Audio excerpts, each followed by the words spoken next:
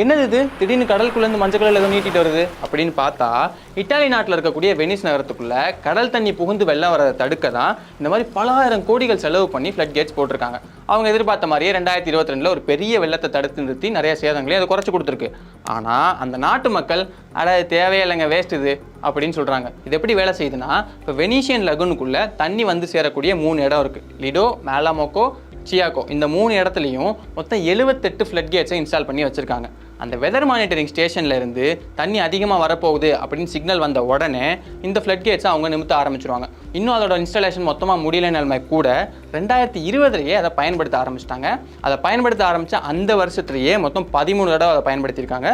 அதுக்கு அடுத்த வருஷம் 2021 20 தடவை அதை பயன்படுத்தி பெரிய பெரிய வெள்ளங்களையும் சேதங்களையும் அவங்க வரைக்கும் குறைச்சிருக்காங்க. பரவாயில்லையே, எல்லாம் நல்லா போயிட்டுருக்கே அப்படின்னு நினச்சிங்கன்னா, அங்கே தான் ஊர் மக்கள் குறுக்கால வந்து இது தேவையில்லாத ஆனீங்க அப்படின்னு ஒரு ட்விஸ்ட் வைக்கிறாங்க. நகரத்தோட நிறைய பகுதிகள், அதுலேயும் ரொம்ப குறிப்பாக செயின்ட் பெசிலிக்கா அப்படின்னு ஒரு சர்ச் இருக்குது. அந்த சர்ச்சை பார்க்குறதுக்கே நிறையா சுற்றுலா பயணிகள் வருவாங்க.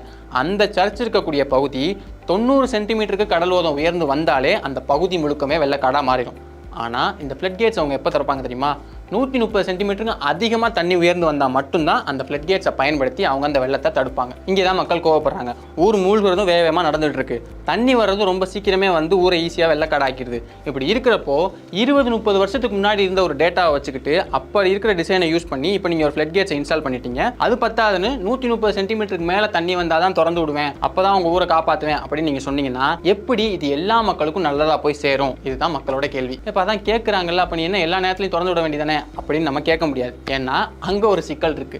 என்னன்னா, இப்போ இதை டிசைன் பண்ணும்போதே, இந்த ஃப்ளட் கேட்ஸை டிசைன் பண்ணும்போதே வருஷத்துக்கு மிஞ்சி போனால் ஒரு 5-6 தடவை பயன்படுத்த வேண்டியிருக்கும் அப்படின்னு நினச்சி தான் அவங்க அதை டிசைன் பண்ணியிருக்காங்க. கூடவே ஒவ்வொரு தடவை அந்த ஃப்ளட் கேட்ஸை நீங்கள் நிமித்தி இறக்குறீங்க அப்படின்னா அதுக்கு $3,20,000 அமெரிக்கன் டாலர்ஸ் வரைக்கும் செலவாகும். அப்போ மக்கள் கேட்குற மாதிரி லிமிட்டை குறைச்சு, அதாவது 110 சென்டிமீட்டரோ இல்லை 90 சென்டிமீட்டர் வரும்போதே நம்ம அதை நிமித்தி வச்சுக்கலாம் அப்படின்னு நீங்கள் நினச்சோன்னா செலவும் அதிகமாகும், ஃப்ளட் கேட்ஸும் ரொம்ப சீக்கிரமாகவே வீணாக போயிடும். அதாவது அந்த கேட்ஸை அதிகமாக பயன்படுத்தினா அந்த கேட்டுக்கு ஆபத்து, கம்மியாக பயன்படுத்தினா எல்லா மக்களுக்கும் நன்மை போய் சேராது.